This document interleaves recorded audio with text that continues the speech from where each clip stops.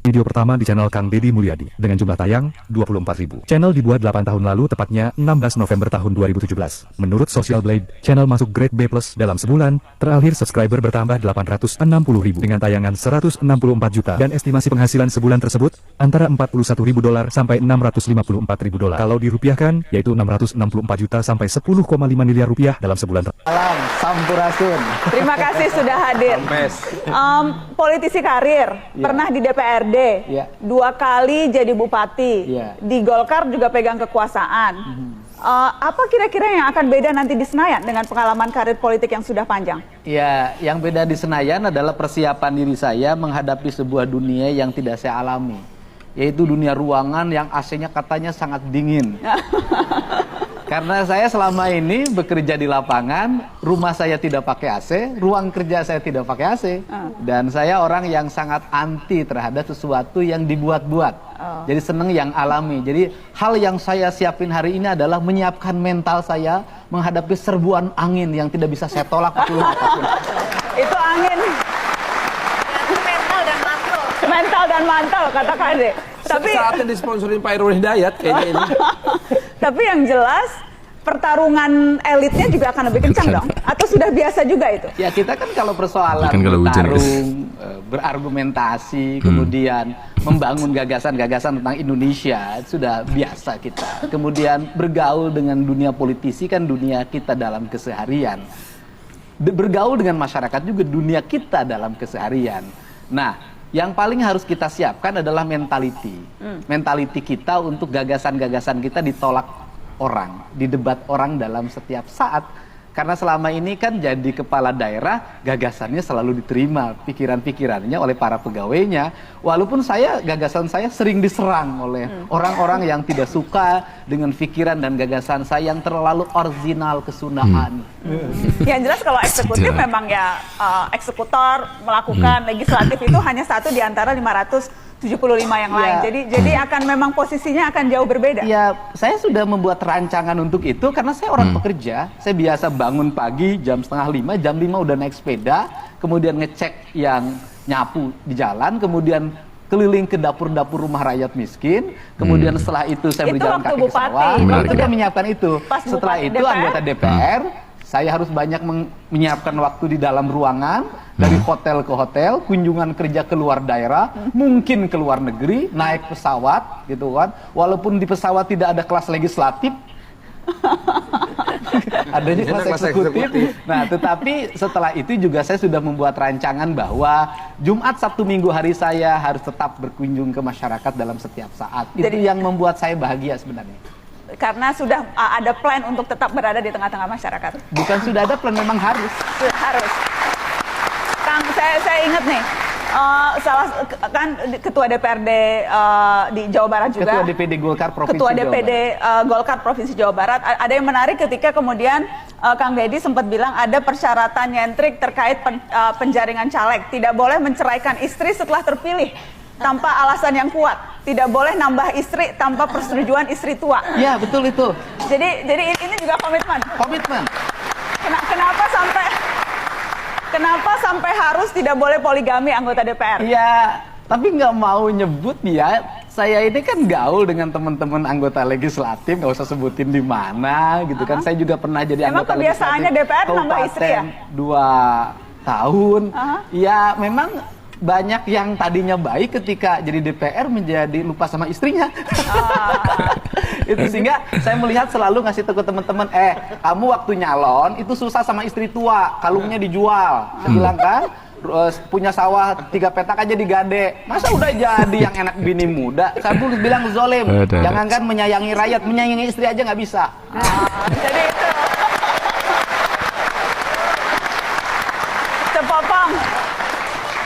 Cepopong kasih komentar dong, ini wajah-wajah baru DPR, ada yang pesohor, ini politisi karir udah lama, kira-kira mereka akan menghadapi apa, Cepopong sudah 5 periode di DPR, apa yang... Barangkali sebagai gambaran umum saya ucapkan terima kasih, semoga pertemuan ini memberikan manfaat. Dan terakhir, tadi Pak Gubernur Kaltim mengatakan gubernur konten, alhamdulillah.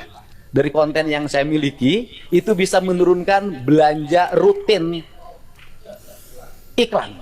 Biasanya iklan di Pemprov Jabar kerjasama medianya 50 miliar. Sekarang cukup 3 miliar tapi viral. Gubernur 3 juta, tapi cuan YouTube komentar ya. Kali lagi review gaji Kang Deddy Mulyadi dari YouTube. Dan saat ini kita sudah berada di bagian data analistik profil akun YouTube Kang Deddy Mulyadi. Oke, channel ini bergabung dengan YouTube mulai dari tahun 2017 dengan tipe channel People, country-nya IB atau Indonesia. Ya. Dan sampai dengan saat ini sudah mengupload video sebanyak 4064 video. Subscribernya sudah mencapai 5,62 juta. Untuk video viewersnya sudah ditonton sebanyak 1.756.637.652. Total grade-nya B+, dan untuk pendapatan viewersnya selama 30 hari terakhir mencapai 34.904.000. Nah oke teman-teman semuanya, ini dia perkiraan pendapatan atau gaji Kang Deddy Mulyadi dari YouTube terbaru saat ini. Estimasi terkecilnya mencapai 8.700 US dollar dan terbesarnya sampai dengan 139.600 US dollar. Di bawahnya ini adalah perkiraan pendapatan tahunannya. Estimasi terkecilnya mencapai 104.700 US dollar dan terbesarnya sampai dengan 1,7 juta US dollar. Oke, kita fokus ke bagian pendapatan per bulannya saja guys. Yuk langsung kita lihat di angka rupiahnya. 8.700 US dollar setara dengan 142.511.000.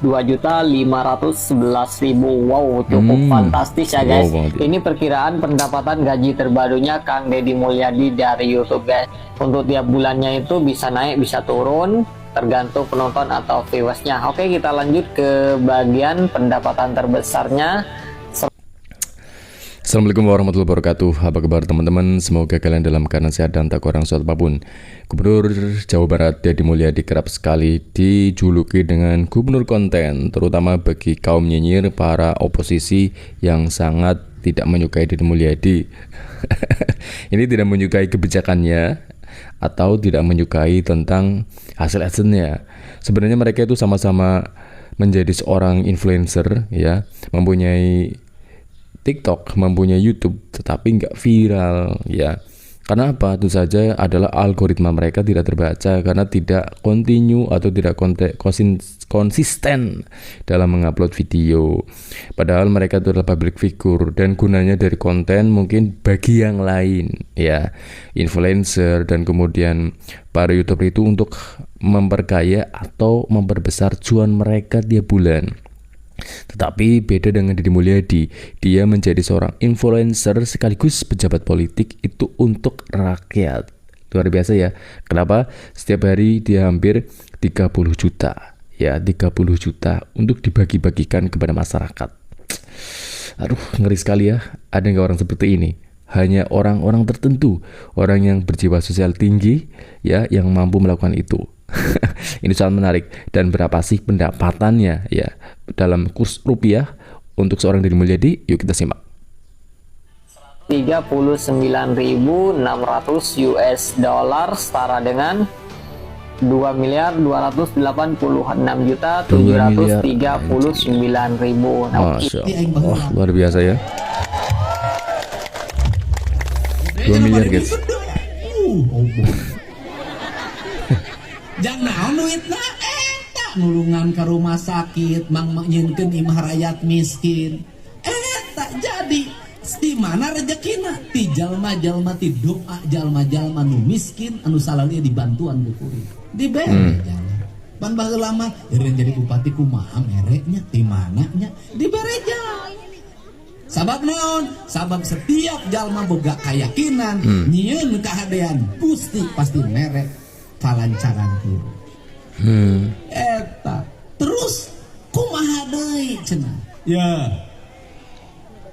ari pangwangunan teh anu karasa ku rakyat selain jaminan kesehatan penghasilan Deddy Mulyadi atau KDM dari.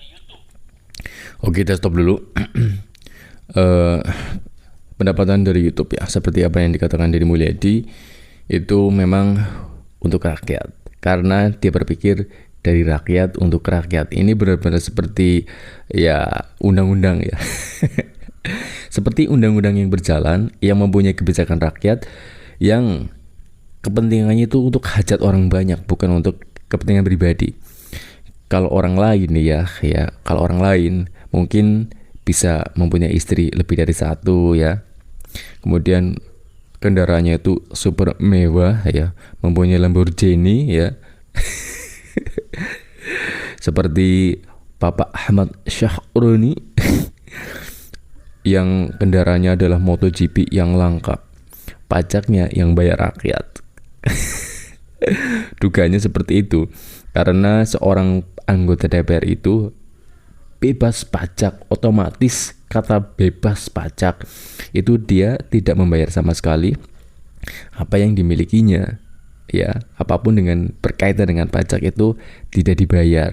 Luar biasa. Tetapi Deddy Mulyadi selain dia membagi-bagikan uangnya kepada fakir miskin, memberi modal kepada pedagang yang mungkin mengalami musibah dan kemudian tidak bisa berjualan, membangunkan rumah-rumah untuk rakyat miskin yang rumahnya hampir roboh, dan kemudian membantu orang-orang sekitar. Dan yang paling menarik di wawancara Najwa ya, dia itu seolah-olah kalau kita lihat selayaknya pemimpin Islam waktu dulu ya, Umar bin Khattab atau pemimpin khalifah yang lain yang sering ya membantu warga miskin keluar pagi-pagi atau malam hari untuk melihat secara langsung kehidupan masyarakatnya. Ini untuk orang yang anti Islam itu gimana? Mungkin merasa tertampar kah? Mungkin tidak, karena mereka terlanjur membencinya. Dan ini ya dari Edson Deddy Mulyadi. Ya kita lanjut, kita play. Menurut Social Blade, rata-rata channel KDM perharinya bisa menghasilkan antara 15 juta sampai dengan 248 juta rupiah. Untuk pemasukan per hari, angka ini cukup luar biasa ya. Gimana menurutmu? Inilah penghasilan Deddy Mulyadi atau KDM dari YouTube. Menurut Social Blade, Nah ya, menurut Social Blade, mungkin kalian belum tahu ya, bisa dicek di socialblade.com, socialblade.com.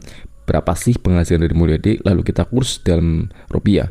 Memang sesuai data bahwa Deddy Mulyadi perharinya itu puluhan juta hingga ratusan juta itu per hari ya. Dan bila hoki itu mencapai 10,5 miliar. Nah ya, untuk satu bulan aja bisa beli kendaraan super mewah ya, supercar gitu loh. Tapi enggak dengan Deddy Mulyadi, bahkan mobil-mobil mewah yang diinventariskan kepadanya ya itu tidak dipakai ya. Ketika para pejabat itu sangat mendambakan inventaris fasilitas mewah dari pemerintah, seorang Deddy Mulyadi itu enggak memerlukannya, bahkan tidak memakainya. Hal terkecil seperti baju dinas yang budgetnya itu 150 jutaan itu pun dihapus. Dia memakai baju jahitannya sendiri ya, hasil pesanan. Dan tentu ini menjadi sebuah contoh untuk gubernur yang lain atau pejabat yang lain atau anggota DPR yang kemarin sangat viral ingin merampok uang negara. Si Wahyudin mau tidur ini ya, Midori apa saya lupa ini ya. Pokoknya si Wahyudin aja ya. Bahkan ya, dia itu dalam dinas ke Makassar itu membawa hugel ya bos, hugel, hubungan gelap. Yang akhirnya menyebarkan videonya agar viral karena tidak mau menikahi atau tidak mau tanggung jawab. Ini anggota DPR guys ya. Inilah wajah-wajah para pejabat kita yang di luar nurul gitu ya, di luar ya, yang seharusnya mereka itu dalam arti mempunyai empati ya untuk membuat kebijakan rakyat ini untuk kepentingannya sendiri ya. Ya kita lanjut ya, kita mulai. Bang beret pernah pahar rezekina eureun jadi bupati, jadi anggota DPR mah gajihna ge leutik sabaraha, dibere kuring rezeki kusaha ku YouTube. Gaya aing wah poe tiap bulan aing na wipong kude pong disebutkeun bising reuas. bikin kabeh terus alhamdulillah kasakorakeun barudak nu di perguruan tinggi nyeun imah hampir unggal poe alhamdulillah tong diteruskeun deui ka dituna bising jadi gosip. Hari ini bisa kalian bahagia. Saya ngasih bonus untuk petugas upacara dari Dodik ini 25 juta untuk dibawa pulang ke rumahnya masing-masing. Dapat uang saku, makannya enak, tidurnya nyenyak, berubah mental, bajunya bagus, pulang dapat bonus, gratis lagi. Iya, keren. Dan tentunya buat petugas yang lain juga kita siapkan 25 juta. Iya. Nanti ditanya lagi, itu duit dari mana? Ladang konten. Saya selalu ditanya, Pak Deddy duitnya dari mana ngonten? Habis itu dimasalahin lagi, gubernur konten. Lebih baik dari jadi gubernur konten, punya duit diberikan pada rakyat daripada gubernur molor. Bener nggak? Betul lah, ini menolak sekali ya kan, daripada gubernur tidur, gubernur protokoler, gubernur ingin dihargai, gubernur menghabiskan anggaran jalan-jalan ke luar negeri, teu hayang teuing aing. Nah ini ya, tamparan menarik untuk para penyinyir yang sangat membenci Deddy Mulyadi, yang menjulukinya sebagai gubernur konten. Lalu apa yang dilakukan mereka selama ini? Apakah mereka bisa seperti Deddy Mulyadi? Jawabannya tentu saja tidak. Ya, ini sebenarnya gubernur konten itu yang pertama, ya banyak sekali sih, ya bukan hanya gubernur Kaltim waktu itu ya. Itu sangat menarik ya, bahwa seorang gubernur yang mempunyai sifat yang berjiwa sosial tinggi ya, justru dinyinyirin tuh. Kenapa sih ya? Karena di Indonesia itu orang-orang yang lurus, orang-orang yang mempunyai jiwa nasionalisme yang tinggi, dalam arti dia itu benar-benar mengabdi kepada rakyat, itu justru ditentang. Contoh ini Profesor Mahfud MD. Seperti apa yang kita ketahui, dia sangat menyuarakan undang-undang perampasan aset. Lalu apa jawaban DPR? Ya seperti video yang viral kemarin di VT ya. Anggota Dewan DPR itu menolak, kayak katanya apa? Itu sesuai dengan keputusan ketum atau ketua umum partai. Jadi kita sudah memberi jawaban. Fungsi dari DPR itu apa? Ya untuk menyejahterakan golongan mereka.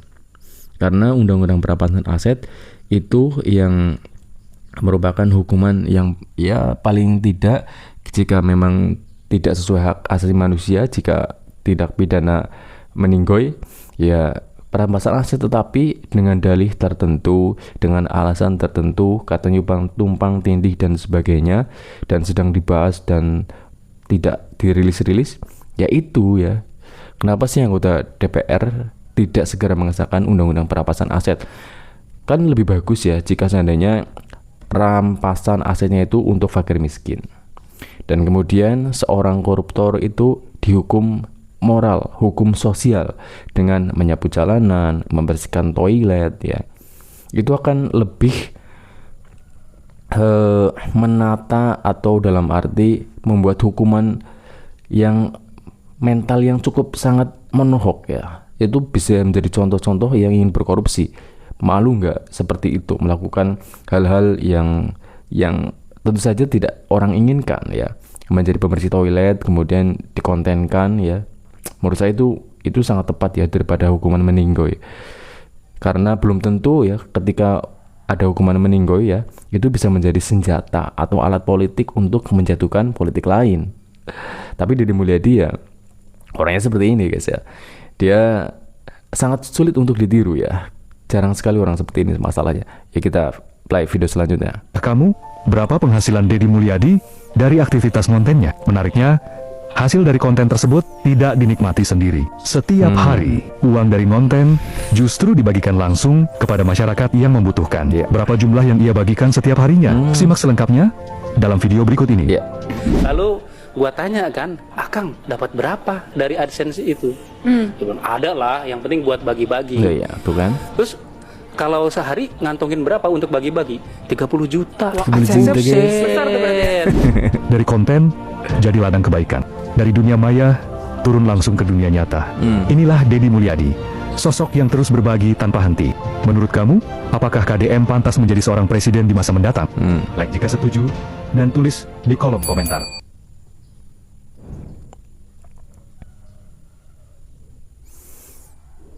Ini menarik sekali ya. Ini dari Deddy Mulyadi yang podcast dengan Deddy Corbuzier ya. Tapi kita komentari video yang sebelumnya. 30 juta per hari. Luar biasa ya. Benar kan apa saya bilang? Bahwa Deddy Mulyadi bisa membagikan 30 juta per hari. Itu minimal ya. Karena dalam suatu momen dia bisa saja membagikan uangnya dalam jumlah ratusan juta. Ya, ini nggak main-main. Ada sebuah peristiwa momen di mana seorang kepala keluarga itu mengalami kebutaan. Dan kemudian dia dirawat tetapi tidak sembuh. Dan hasilnya malah tidak bisa melihat permanen. Dengan hati nuraninya, empati yang cukup tinggi kepada orang tersebut, Deddy Mulyadi memberikan modal sebesar 100 juta. Ada nggak baca-baca seperti itu? Udah pertanyaan yang sangat sulit untuk dijawab. Nggak ada. Maksudnya mudah dijawab tapi susah dilakukan. Nggak ada. Ya, jadi inilah ya seorang gubernur konten, bukti nyata dari maya ke nyata, nyata untuk masyarakat dan nyata juga kerjanya. Meskipun ya ada mungkin sebuah kebijakan Deddy Mulyadi yang saat ini belum tertuntaskan. Yang menjadi masalah kemarin adalah membangun rumah panggung 1000 rumah. Dan ini masih dalam proses mungkin saja. Tetapi kalau menurut saya, saran saya untuk Deddy Mulyadi, seandainya berjanji, ya jangan terlalu digembar-gemborkan. Jika memang dalam arti fasenya itu cukup lama ya, takutnya itu rakyat kecewa dan digoreng oleh berbagai pihak untuk menjatuhkan nama Deddy Mulyadi. Semoga saja sih tercapai ya Deddy Mulyadi ya. Yuk kita play ini dari podcast Deddy Mulyadi dengan tadi kan akan mengatakan bahwa cita-citanya nggak pengen jadi gubernur Jakarta. Enggak, saya gubernur Jabar. Kan nantinya gimana? Ya nanti gimana nanti aja. Ya berarti ada kemungkinan dong kan? Loh, setiap hidup kan ada kemungkinan. Ya betul. Artinya kan dari konten-konten abang itu bisa juga konten ini adalah sebuah kendaraan untuk kendaraan politik Akang untuk ke arah sana dong. Konten itu jangankan jadi kendaraan politik, kendaraan bisnis aja bisa. Ya itu saya lakukan. Jadi Akang kalau ada orang ngomong gitu, ya memang keadaannya begitu memang. Ya, saya pokoknya hari ini saya berfokus pada menyelesaikan seluruh problematika Jabar. Yang menjadi problem adalah bahwa konten yang saya sajikan ditonton orang dan disukai. Oke, artinya bahwa semua politikus pun membuat konten kan? Semua modal konten mereka menggunakan dinas informasi komunikasinya. Tinggal persoalannya ada yang nonton dan ada yang nggak nonton. Kalau nggak ada yang nonton, jangan marah ke saya dong. Marahin tuh dinas informasi komunikasinya. Kenapa kontennya tidak ada yang nonton? Ya. Semua kok. Bahkan kalau jujur-jujuran, saya tiap hari nggak pernah melibatkan dinas informasi komunikasi. Berarti saya bisa mengatakan Kang Deddy tidak butuh media. Dari sisi aspek kepentingan, seluruh gagasan disampaikan pada masyarakat, media konten yang saya lahirkan itu sudah cukup. Ya. Dan kemudian hari ini media mainstream mengambil dari seluruh konten yang sajikan menjadi media, menjadi berita mereka. Ya alhamdulillah kita dibantu. Ya, ini menarik sekali ya. Memang dari video-video dari konten kreator itu lahir ya. Dari mana gagasan itu dari seorang Deddy Mulyadi. Memang ya seperti saya ini sangat menarik. Ya siapa sih yang gak suka dengan pemimpin yang seperti ini ya. Karena kita sangat menanti pemimpin yang seperti ini. Coba lahir deh ya seorang Deddy Mulyadi yang ber-10 atau bahkan ribuan. Indonesia akan maju guys ya. Indonesia itu pasti akan menjadi sebuah negara yang sangat luar biasa. Ya tapi ya sangat sulit karena mental kita sebagai orang Indonesia, mental mencurinya itu sangat tinggi ya. Ini sangat sulit untuk diwujudkan. Ya, ibarat kata Deddy Mulyadi adalah seorang malaikat, ya. Manusia yang berjiwa berhati malaikat, itu Deddy Mulyadi. Dan ketika orang lain, pejabat lain itu menyinyir, sebenarnya mereka yang mempunyai media juga, bahkan itu melalui dinas informasi. Ya, jadi meskipun melalui situs-situs resmi dari pemerintah, ya nyatanya nggak ada yang nonton ya. Memang mereka lebih suka dengan keadaan yang nyata. Deddy Mulyadi itu bukan hanya di kontennya yang nyata, tetapi di real kehidupan nyatanya seperti itu ya. Dari kesederhanaannya makan dan kemudian bagaimana dia hidup, ya itu seperti itu gitu loh. Ini ada sebuah video ya, seorang wanita yang waktu mudanya itu disekolahkan oleh Deddy Mulyadi. Deddy Mulyadi sampai lupa hingga wanita ini jadi ASN di Jakarta dan mempunyai suami juga ASN. Ini yang lebih mengherankan, Deddy Mulyadi sampai nggak tahu dia itu pernah menyekolahkan, mempunyai anak asuh yang kini menjadi seorang yang kehidupannya itu ya sangat baik gitu. Seperti apa videonya? Yuk kita play. Pernah datang ke saya ngucapin terima kasih. Malu. Oh, siapa? Atlet Dayung. Oh, atlet Dayung. Yang disekolahin sama Bapak. Sama Bapak. Disekolahin kemana? Lupa. UPI sama Bapak. Saya pasti bupati, wakil bupati. Bupati. Iya. Oh, disekolahin pakai dana saya ya. Yang tiap bulan dari waktu itu Bunci yang bayarinnya almarhum. Oh, dulu kuliah di UPI. Lulus. Sarjana olahraga. Saya lupa yang sekolahin terlalu banyak.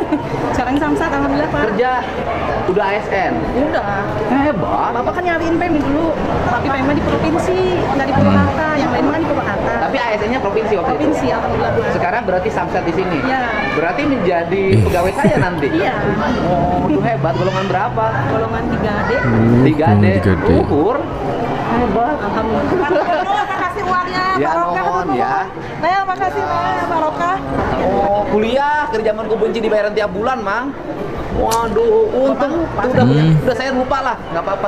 Kalau saya lupa, bangga. Kalau saya lupa sama yang saya sekolahin sampai selesai nggak apa-apa. Kalau Teteh ingat itu hebat. Udah saya di ASN, dikuliahkan, lulus, wah hebat, halus rezeki. Salaki polisi. Sana. Naon? PNS sampai di Jakarta. Di Jakarta dua nana. Tapi hoyong ngalih ke Purwakarta. Nah, itu mah yang kepanjangan. Oh, yang di Kapasek dah. Ini di provinsi DKI. Di kementerian. Mau pindah ke Purwakarta, ya urus aja pindah ke Pasekda. Kamu nggak bakal hayang pisan. Di kementerian apa? Kemenpora. Kemenpora. Kenapa mau pindah ke sini? Yang ngedeketin istri lah. Ngedeketin istri? Oh, takut suaminya ada yang ngedeketin. Atlet. Dulu kuliahnya oleh bapak sampai selesai. Mau ke Bunci, jangan Bunci tiap bulan.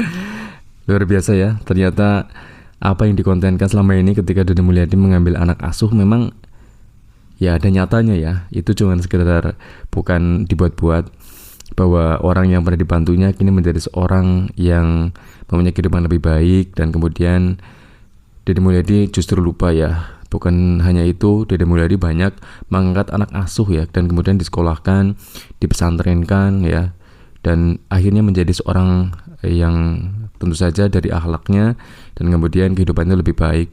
Contoh nyata dari seorang Egy ya, yang seorang yatim piatu tinggal bersama neneknya dan kemudian menjadi anak asuh dan paling dekat, anak asuh paling dekat dari Mulyadi. Mungkin anak yang lain cuma disekolahkan, dia diberi biaya tiap bulan untuk sekolah dan kemudian menuju ke perguruan tinggi ya. Tetapi seorang Egy adalah juga seorang yang terlibat dalam konten-konten Deddy Mulyadi yang cukup lucu ya. Mungkin bagi teman-teman yang suka dengan Egy, ya saya sudah pernah upload tetapi kurang respect dan kurang respon, mungkin kurang menikmati kah? Mungkin saya dalam menyajikannya kurang menarik ya. Ya saya akui seperti itu. Tapi nilai seorang Deddy Mulyadi ya yang kita bahas dari adsense-nya, dari gajinya yang sangat bermanfaat bagi masyarakat banyak. Dan bagi teman-teman yang suka nyinyir atau mungkin oposisi yang sering menggoreng kejelekan Deddy Mulyadi, ini loh jawabannya. Jika Anda ingin menyerang seseorang, lihatlah dengan logika, dengan hati nurani siapa yang diserang. Apakah Deddy Mulyadi selama ini kebijakan-kebijakannya tidak sesuai dengan pro rakyat, ataukah Deddy Mulyadi mempunyai kesalahan ya yang lebih besar dari apa yang dilakukannya. Setiap pemimpin pasti mempunyai kesalahan, setiap pejabat pasti mempunyai borok tertentu, tetapi apakah borok tersebut sangat besar? Kita harus bisa mengira-ngira ya, ketika apa yang dilakukan Deddy Mulyadi selama ini memang benar-benar pro rakyat ya, kenapa sih ya ada orang-orang yang menyerang gitu loh. Tentu saja ini menjadi sebuah pertanyaan dan juga sebagai sebuah hal yang menjelaskan bahwa orang-orang nyinyir adalah orang-orang yang iri, orang-orang yang tidak suka akan sebuah situasi yang lebih bagus. Mungkin saja orang-orang yang nyinyir itu adalah orang-orang yang mengharapkan sesuatu dari seseorang atau oknum yang dibelanya. Semoga video ini menghibur teman-teman dan juga menambah informasi tentang dunia politik dan juga sekaligus Deddy Mulyadi. Mohon maaf sekali jika dalam pengemasan kurang menarik. Semoga saja ada kemajuan yang berkelanjutan dalam konten-konten saya. Assalamualaikum warahmatullahi wabarakatuh.